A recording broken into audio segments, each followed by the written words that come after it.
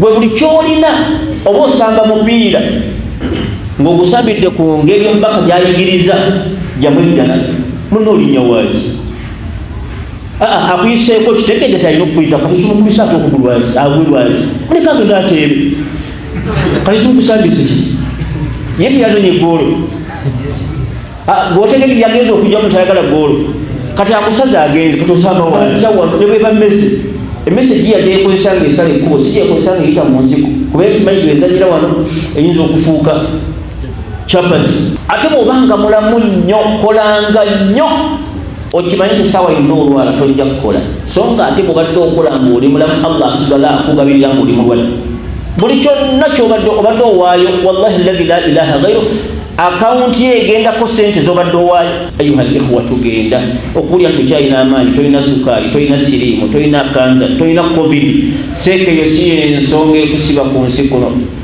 wallahi si yensonga wabula tugenda naye olugendo luzibu wallahi olugendo luzibu kapuli tesulikamu erina ebyayo bingi ne insha Allah tekola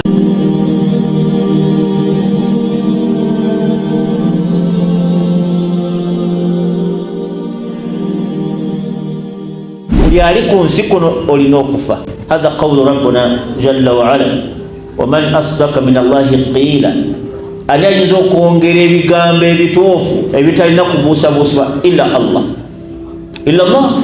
subhanahu wa ta'ala kiba kitegeeza nti fenna abali ku mwaliiro guno abna'u turab tuli baana battaka wala budda an namuuta wala mahala tolina okuvaako wa kullu ma fawqa al-ardi turab buli ekiri waggulu w'ensi turab kigenda kugenda mu ttaka kiri ttaka lidhalika mu ngeri eyo tweteekerateekera tumanye tugenda tutya kweyasalawo dda ne insha Allah tekola wala takulanna li shay'in inni fa'ilu dhalika gadan illa an yasha Allah naye ogata bwenaba yagadde nga nfudde nga yagadde ki kigambo kyaggwadda ayuha al-ikhwa tulina kufa kigambo kimu twagala kutunuulira ahlul ilm kaifa arafu al-mauta bategeera batya okufa wa kaifa bayyanu era bannyonnyola batya hatta nasta'iddu udda kituleetera okweteekerateekera olunaku olutaliiko saawa. قال إمام حسن البصري رحمه الله يقامت لم يترك الموت لذي لب فيها فرحا lile bigambo bya Imam Hassan al-Basri ayogera ku lugendo lwa folo olutayina lunaku na sawa na nnaku za mwezi na myaka wabula ekikulu oli muntu olina okufa mu myaka gyo ow'ebiri ow'esatu weena n'ow'ekinaana n'ow'olukumi labudda al-mawt. yaqulu Imam Hassan al-Basri rahimahullah yayogera ebigambo bye yagamba nti lam yatruku al-mawt lidhi lubbi fiha farhan. lubbi yani man huwa lubb alubbu au dhi lubbi mubanji babayita ulul albab be bantu abalina amagezi agafumiitiriza ku bigambo bya Allah ne babitegeera ne bakola oba ne baleka. Bwolaba mulimu embeera eyo oyo gubayita lubbu lidhi lubb alina amagezi ago bwe yayogerako ategeera amateeka ga Allah n'agafumiitirizaako begaba gagamba kukola n'akola begaba nga gagamba kuleka fataraka hatha yusama lidhi lubbin alina amagezi agakola ekyo. kati yagamba nti lam yatruk Imam Hassan al-Basri rahimahullah tujja kumwogerako nga ye oluusi bamwogera abantu bamutegeera n'omuleka buli saawa. bano huwa hadha rajul mubarak ataahu Allahu ma lam yu'ta ahada min al-alamin. alina bye yamuwa bw'omutegeera ekimu ku binene byalina yayonka ku mabeere omubaka ge yasulangamu, yayonka wamu ku bakyala ba Nabbi sallallahu alaihi wasallam, yayonka ku bakyala ba Nabbi sallallahu alaihi wasallam. Mukyala wa Nabbi yayonsa ku mukyalo oyo. Ayuha nas, walakina labudda an tata'ammala ayuha al-ikhwa wa ayatuha al-akhawat. Olugendo luno nga bwe mbagamba nti ebintu bisatu toyitanga webiri, okujjako ng'otudde rahmata au wakitan qalila, ogende nagamba ng'owulidde nga basomesa esswala la tughadiru, yahi tovaawo muganda ng'omulungi. Ekyokubiri nga boogedde ku aqida seka togenda. Thalithan, olugendo lw'okufa, innaka mayitun. Ebigambo bya bigambo ogenda kufa. Kullu nafsin dhaikatul maut. Ab'ebitiibwa buli muntu yenna ateetera ku nsi kuno bakuyita ibn turab, olina okwebakako mu ttaka. Ayuha nnaasi, lujja kuba bwe luti, oba ng'oziikiddwa oba ng'ogenda kuziikibwa. Era mu nnaku eza wiiki mulimu olunaku lw'ogenda okufiiramu. So kati oluyitako bw'oti n'ogenda, n'okola by'oyagala n'ogenda, n'oluddira bw'otyo teryakukwatako akaseera tekannaba kutooka. Fa idha jaa hadha alwaqt, bekanaba katuuse ne bonooba ng'osala kuba otojja biyitamu, innaka mayit. Walakina malhilla, tukoze tutya al-isti'dad, tweteeketeeke. Ulize ebigambo bino ayuha nas rahimakumullahu jami'an. Yagamba Imam Hasan al-Basri, yagamba nti lam yatruku al-maut, okufa tekwalekayo lidhi lubbin, buli muntu Allah gwe yawa amagezi agamutegeera farhan, toyinza kusanyuka ng'olowoozezza okufa. Lwaki? Bagenda kuyiwako elefu namba, ogenda mu nzikiti terina kamooli, ogenda mu nyumba ya mulyango gumu nga bagugazza ttaka, weebase mu ttaka bakubisse ettaka, la mahala. Walakina inna alqabra kama bayyana nabiyu, ate kabuli omubaka yagamba n'atusanyusa ku saidi endala, yagamba nti rawda min riyadil janna, byonna ebiri mu jjana ojja bisiŋŋaanayo. Ebiri mu jjana byonna biri mu kabbuli, n'ebiri mu muliro byonna biri mu kabbuli. Kati gwe weekolera wekka. Walidhalika qala al-imamu Hasan al-Basri, inna al-maut, okufa okwo kwe boogerako, lam yatruk, tekwalekayo lidhi rubbin fiha farhan, omuntu alina amagezi ng'agakozesa Allah nga yagamuwa. Ayuha nnasi, tegwakulekerayo kusanyuka. Sanyuka ki ayuha nnasi? Sanyuka ng'omutonde naye ng'ojjukira innaka mayitun. Ogenda akaseera konna teri akamanyi. Amma tarawna anna Muhammada sallallahu alaihi wasallam ahabbu khalqi huwa fi turab, olaba ne nabbi ekitonde kyasinga okwagala okumuwejjana ajja kumala kuyita mu ttaka, agenda amuwejjana. Fama baluka wama balu ana, ogenda kuyita wa illa isti'dad, abanga tutegeka akaseera kakyaliwo. Ulize ebigambo bino ate tunaba kusaala ayuha nnas. Agenda maaso n'agamba Imamu Hasan al-Basri, agamba nti ma alzama al-abdu qalbahu dhikra al-maut illa sagalat ad-dunya alayhi. Yagamba nti teriyo muntu yenna alitegeeza omutima gwe nti ŋŋenda kufa, okujja kaddira ensi eno yonna n'obunene bwayo,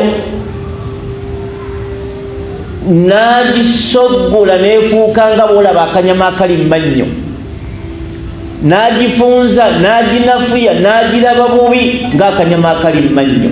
Bw'ojja akanyama mmannyo ayuha nnasi, tosobola katwala ku mudaala bakatonde, kisoboka? Toyinza kugamba nti kabakazeeyo omuntu amubasaliremu ennyaanya n'akalira ku kyemisana, kisoboka? Toyinza kugamba nti kabakazeeyo katimba bakakalinde, kisoboka? Oyinza okugamba nti kankalye ne bwe siire kyamisana kankamire kakumala. Hakadha yaj'alu al-insana ad-dunya, alowooza okufa bw'atyo bwensi bw'agifuula, ne bw'oba ng'oli mugagga otya, ne bw'oba ng'olina biki byonna.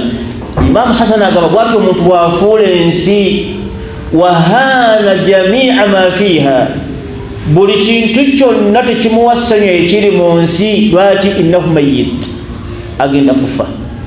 Kulwaliro wali watajja kumalako mwaka ali wano, bambi awuliriza neyawuliriza bigambo bisembayo wali n'omwezi n'ebisigadde. Falidhalika qala an-nabiyyu sallallahu alayhi wa sallam li ibn Umar, yadda nakwata ku mutabani wa Umar bwati ala manqabayhi, ku kibegabega. Lwaki yamukwatako? Ala sababi tanbihi, kumugamba buliriza ebigambo bino mutabani wa Umar Abdullah, namugamba nti kun fi dunya ka annaka gharib, beera ku nsi kuno ng'okimanyi nti bakunona oli mugenyi. Beera ku nsi bw'oba owadde olina mukyala wo mu kisenge, basobola okumukuleza. Nabagamba nti omusajja yali amaze okweweka ku mukyala we, yali amaze okweweka bulungi, naye yali tamufunye mu makubo matuufu. Allah n'awanula buloka wagu nemukuba wano mu mugongo, nemukutula omugongo, n'afiira mu mmere, n'afiira mu mmere. Takhayyaru ma'i, Allah n'amutwala, talina nsonyi ku kigambo kufa. Bamubambulayo mubambuzi, omugaga ng'afiiridde mu mmere. Lwaki? Akaseera kaggwako ate ye ng'agamba nti akyatwala mu maaso n'obulamu bw'ensi. La yuakhiru Allahu ajala abdin idha jaa. Allah talina chansi gya wamwana wa Adamu akaseera nga kaweddeko, naye akakole kanaggwako kimanyi, kola ky'oba olina kola.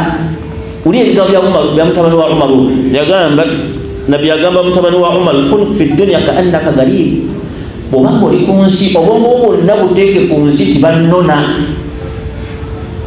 Ani annona simumanyi, annona ddi? Buli kaseera konna annona, talina nkuba keetonye, oliyinza obutafa. Bw'ate anayita mu nkuba, bw'ate enkuba anagiyitamu ati sanyalaze gavuddeko, anandaba kanjira neekolera ebyange, sanyalaze gavuddeko, enjala nnyingi nnyo, ebyo tabirina. Bw'atolako omwana, omukyala aleka omwana bwe yazadde, omwana tanabana kuyonka, n'amuleka n'amutwala. Akaseera ke kawedde ku nsi kakuyonza, tewajja ku nsi kuyonza, oyonza biki? Gira ogende, kale kasigala ku nsi. Fama baluka ayuha nnaasi isti'daadun, teekateeka, akaseera okyakalina. Falidhalika omubaka n'ayongerako n'amugamba au abiri sabiirin, enteekateekayo ey'okugenda, teekateeka obwangu bw'okozesa ng'omuntu bw'akozesa ng'ayita mu kkubo. Tegayita mu kkubo nga bw'atunda ku ssimu bw'ati, ayita mu kkubo bw'atadde egundi ayimiridde bw'awuliriza, pozi ogamba kisoboka. Naye amagezi gonna agateeka mpita ntya wano, ne bweba emesegi yagyekozesa ng'esala ekkubo, si gyekozesa ng'eyita mu nsiko, kuba ekimanyi gezanyira wano eyinza okufuuka chapati. Era bweteekamu kisanga oli nga yeetambula nga emesegi so mbadde manyi tegenda Makka kuhijja, naye kati ndi wali. Lwaki? Wano tebazanyira awali sabiri. Kozesa obwangu bw'okutegekera okufa ng'omuntu bw'akozesa ng'ayita mu kkubo. Falidhalika ebigambo bya Nabi sallallahu alaihi wasallam, yusi ibuna Adama, ategeeza omwana wa Adamu. Omusajja ono ibuna Adamu yali ibuna Umar yali musajja mugezi, n'ayongerako ebigambo bino wammanga, n'agamba nti yabuna Adamu, bamala okutegeera ebigambo ebyo, mbaka akutte ku kibegabega amulamidde ebigambo ebyo ng'alamira al umma bi asriha. Bannange kabbuli enyuma nnyo, bannange kabbuli enyuma nnyo, teri kirimu kabbuli. Obulamu bwo kye bwali bufunyeeko ku nsi nga busanyuka nga kiri mu kabbuli. Era bamala okuteekayo ng'obadde okola bulungi, ate Allah tayagala bingi. Nabbi yagamba sallallahu nti man adkhala al-surura fi qalbi al-mu'min, bwe kasi tosanyusa abaddu ba Allah, laysa laka ajru illa al-janna, tolina kikusasula okujja nga abasiraamu basanyuka kulwo mu mbeera yonna gy'oba wasanyusizaamu. Ate nga yagamba nti wal qabru rawda min riyadihi, olaba ogenda okusanyukira mu kabuli, bwe bakuteekayo bakubuuza bamalayika athibatun aw rujuu, obadde olaba otya, oddeyo n'abaddayo oba osigala wano mu kabuli, bw'obaka ogamba otya ayuha nnaasi. Falidhalika omufuuna agamba nti athibat anna alladhi mit, nze nafudde ate kati muntwalawa bima yara. Lwaki? Kubanga Allah agamba nti fafurushuhu, mugende mujjala mulete emifaliso, fafurushuhu mumwalire, fafurushuhu wat'amu lahu, mumuleetere n'emmere, wa sharabu n'ebyokunywa, wanawwiru qabrahu, mulete amasanyalaze mubayalinge, madda basari, gwe gyokoma okulaba amasanyalaze ligakoma ayuhannaasi naye kabuli bagikolera ku nsi. Lidhalika yagamba ibn Adam tabani wa Umar watukubiriza n'atugamba nti fa idha amsayita, Allah bwakuwanga chance obudde ne bumwera nga wooli nga tebannaba kunona, fala tantaziru sabaha, ebyekya biveeko sawa yonna bakunona kubanga bali balina budde bugenze, tobudde bugenze sawa zino bakyayinza okunona na fala tantaziru sabaha, ebyekya biveeko kola kati ebisoboka kyonna kyoba osobola. Abasajja bali bakiyita ku ekyo kyokka. Allah faradiyallahu anhum, Allah n'abasiima waradu anhu, ebyo babitegeera nnyo.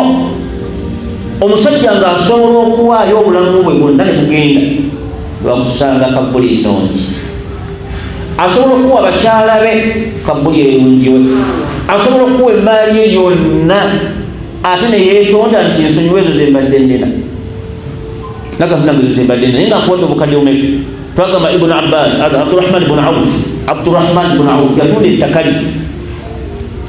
Abdurrahman ibn Auf yatunda ettaka lye nafuna dirham 4,000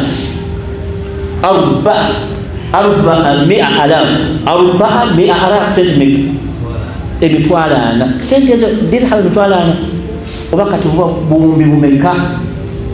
Bwamala okulitunda ettaka eryo khayru mai, abasajja tebategeera valu ya sente nga betugenda obyogera wansi.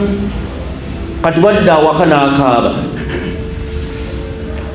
Omukyala bwagendayo, Abdurrahman ibn Auf bwatugendayo n'amusingana nga akaaba yenyanyiize noga nti kiki, namugamba nti kusula alayya maali, obugagga bunzita buli wano, ekinkabya sente ziri wano, entumu eri wano, kati singa nfanga sente ziri wano. Ayuha al-ikhwa, singa nfanga sente ziri wano, ogwo omutima gwe yali alina nawe oteekwa okuba nagwo. Omukyala namugamba nti faqsimuha, ayita abantu bazinone, leta abantu n'aleeta abantu teyasigazawo wadde sirinyeemu, n'asanyuka nnyo nti Allah musiimu, kabuli yegenda kulongooka.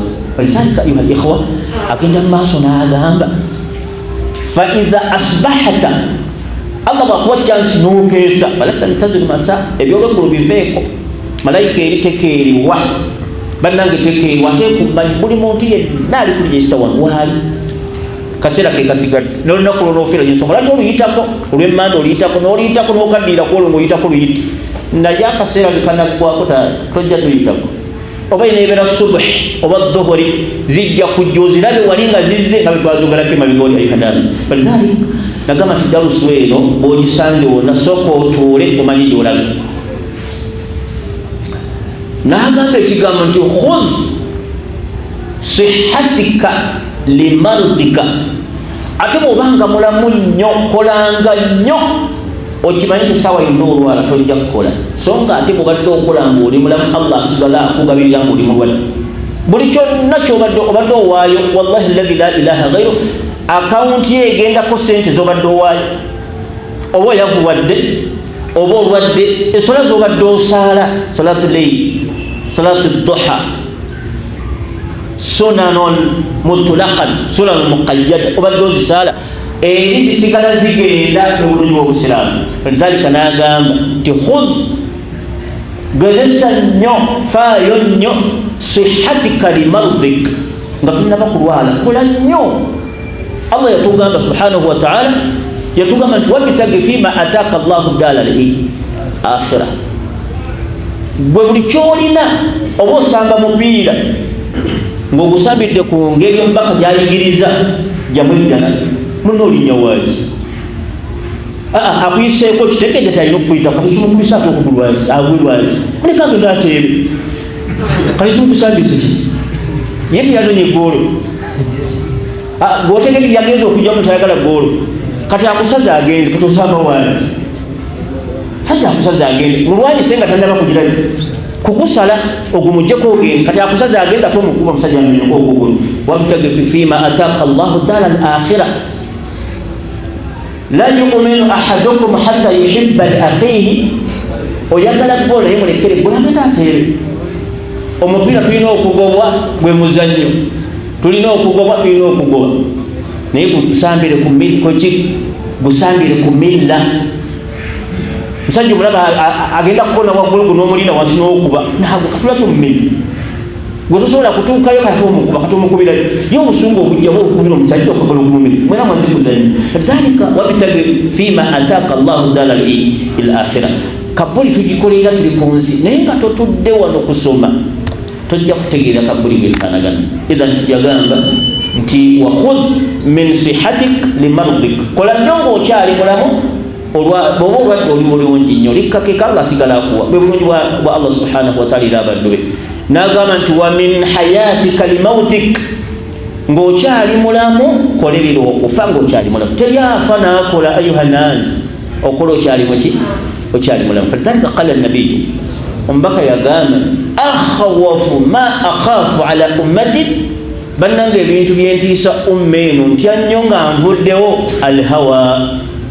bannange ntya nnyo hawa wama maana alhawa hawa kyeki ikhtiyari nafsi an ikhtiyari llah gwe kwe kusalawo nga ni Allah we yasalawo Allah yasalawo nawe nosalawo kati kyolina okukola ki sagira adduniya gifunze era kwolabira ng'ogifunzizza biri ebintu bisatu lidhalik yagamba nti faayo nnyo ng'oli mulamu okolerera okufaako nabbi yagamba nti akhwafu ma akhafu ala ummati ebintu byensinga okutya ku umma yange yayogera ebintu bibiri naye ddala gyebiri naye mundayina eno gye tulimu biri ebintu bibiri yagamba ekisookera ddala kyasinga okutya alhawa gyeki alhawa kwe kwagala n'oyisaawo Allah kyayagala n'okirinyako n'oyisaawo ekikyo hatha yusama alhawa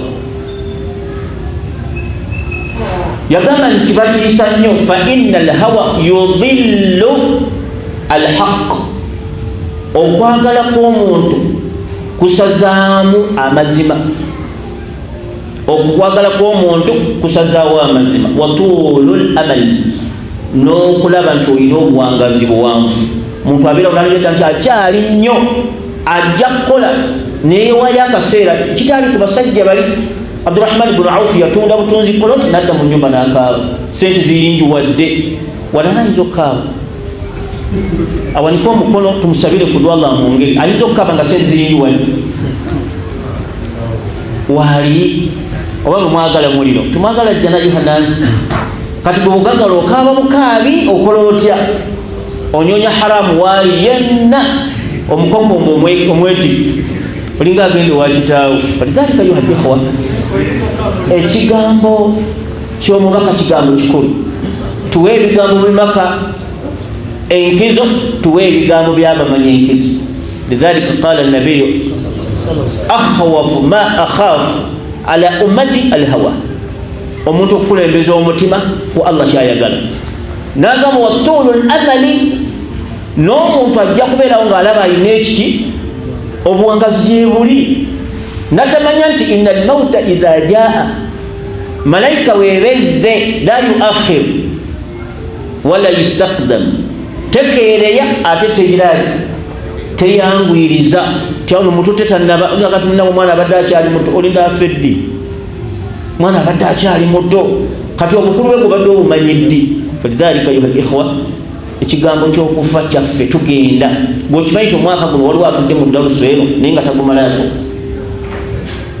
mu dalusu mwe mwali bemba nga munzikiriza bamusongereko oba nze nabatonda mwemukkirize mulabe simusongaku waali naye agenda naye nga tamanyi kati akukokutte kanywereze ddala siikane Allah ogende weyagale kugenda kuwasa abakyalire tebalina kkomo ate nga balungi bamanyi omukwano inna ansha'nahunna insha waja'alnahunna abikala uruban aturaba urba mana urba aturaba qala ibn qayyim kigambo urba aturaba bwakona ko batuyinza n'okubuka n'ogwa wansi n'ofu masanyalaze gali omu n'okyamuka yingi nizito n'okyajinga aturaba tugenda kusula naye kalo basinga n'oganya okuva mu sente oganya okusaala oganya okusiiba oba mubyo baliba كل ذلك أيها الإخوة ازهد من في الدنيا ازهد ما في الدنيا ازهد ما في الدنيا الدنيا جريكي كوانغا نينيو yagitonda ka baliko bagireka da kati gwagenda okukolaki era gwe namaanyi kyanalemera ku nsi kuno.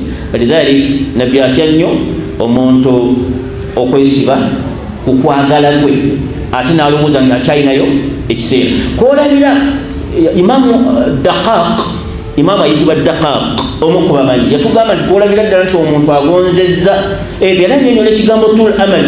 Yagamba nti omuntu waba n'ebbanga eriwanvu yanisa almauta, yeerabira n'okwerabira nti ayinza okufa olwaleero, bintu byange byatuuse njagala kugenda akata gundi byatuuse kati okoze otya kanzije abomusobola bakoze otya, awo ye waabeera wayanisa al tokimanyi nti emmotoka gyegenda omutwala akiryalinga ebyo ate yegenda omutta, so senga ogirinya osaddeyo laakabbiri nokati ai Allah ntwala bulungi ne waba akututte oba olina kyosuddeyo.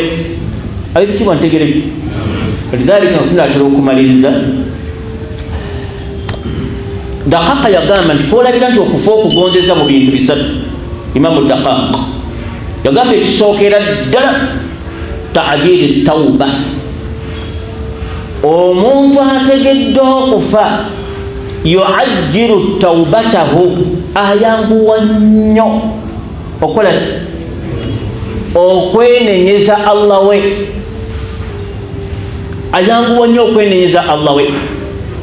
N'agamba ekyokubiri alqana'atul qalb.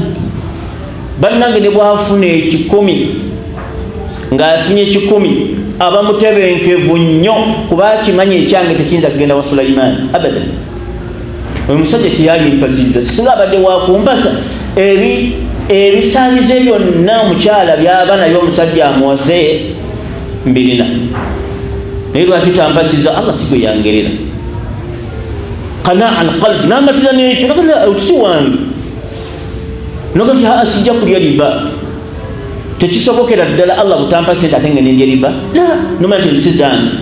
Naye waliwo hadisi etugamba nti Allah ayinza okukugaana ekintu mu maana hadisi n'akikugaana n'okiremerako, n'aleeta ebikulaga nti akikugaana n'okiremerako n'akiyimbula n'okifuna n'akutwala mu muliro n'akulaga kino naye natandika wakukola bwenti ate nagira bwenti nekikugaana nekigaana n'okiremerako, kati bw'okiremerako n'akikuwa ate n'akutwala mu muliro. Falidhalika ayuha al-ikhwa, kigambo okufa tukyetegekere kubanga tugenda. Nagamba ekyokusatu kwolabira nti omuntu ono okufa yakugonza nashatul al-ibada, buli wakola ibada gy'abakozi aba musanyufu. Bw'ayimirako mu swala awulira ddala nga oba aliriddawa, bw'abanga asaddaase awulira ddala ng'akoze ekyo kyayagalira ddala. Omuntu oyo agamba Abu Daqaq agamba omuntu oyo aba amaze okulaba nti alabikiddwa okufa akutegedde mu bintu bisatu. Naye n'agamba gw'olabira ddala nti okufa kugaanye okuyingira mu bwongo bwe, ebintu bisatu tebiyingira mu bwongo bwe, era kuweerabira nti kati okufa kukyagaanye mbeera mbi nnyo. Agamba nti tasawufu at-tawba. Tasawufu kyeki ai sawfa atub, buli kasaka ajja kwenenya omutima kyegumugamba nga ne ajali bwegiraki bwesembera kasasiro yenna nemujjana kati lawla akhaltani ila ajali qalib, soke mulinde balinde ki kiseera kituusi ogenda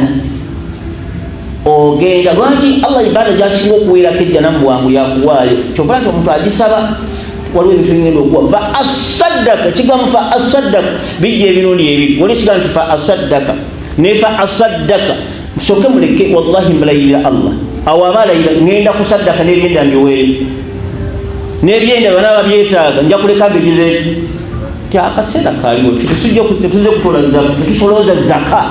Gendo wamiru sebirumbi asoloza zaka gobadde olina ojjuwa oba twagala mwoyo wala yuakhira Allahu nafsan idha jaa ajja bw'oyogera ebiwooma bitya.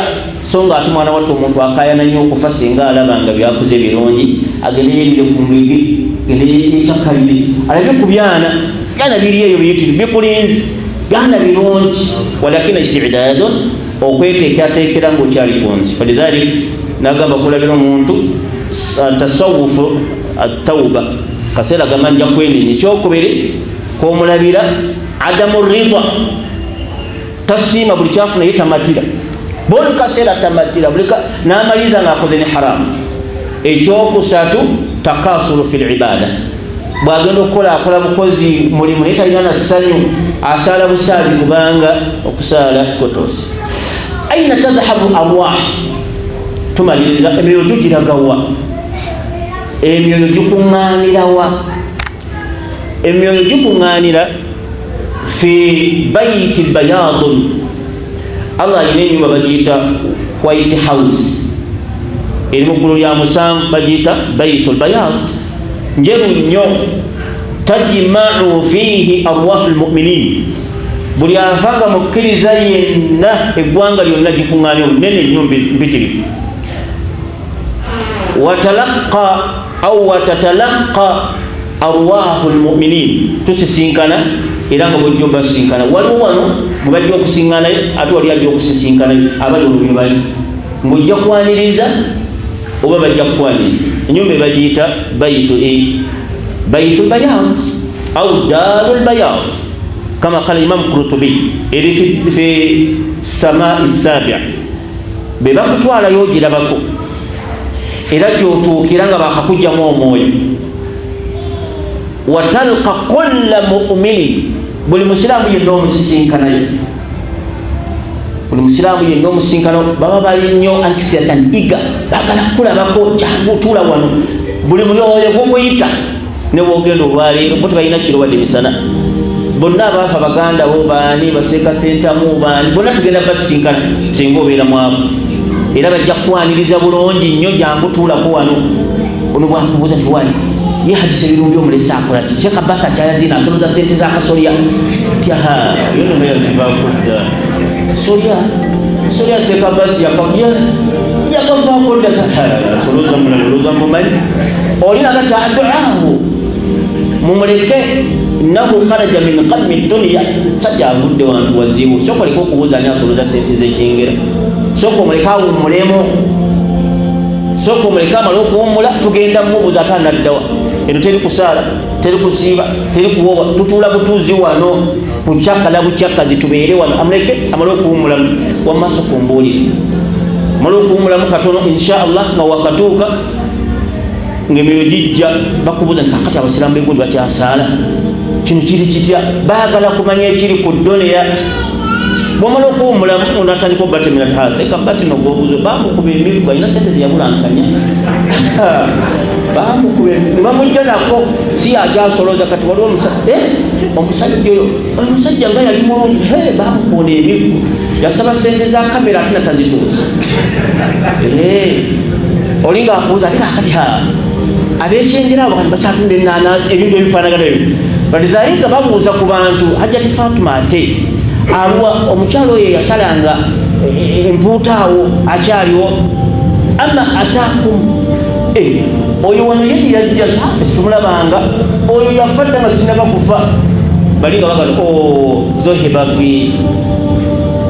fi sijjini, bambi oyo bamutwala mu nyumba eyakkono, waliyadu billah. Buli atali wano abeera eri. Falidhalika awaliwo okusanyuka kungi nga bakulabyeko.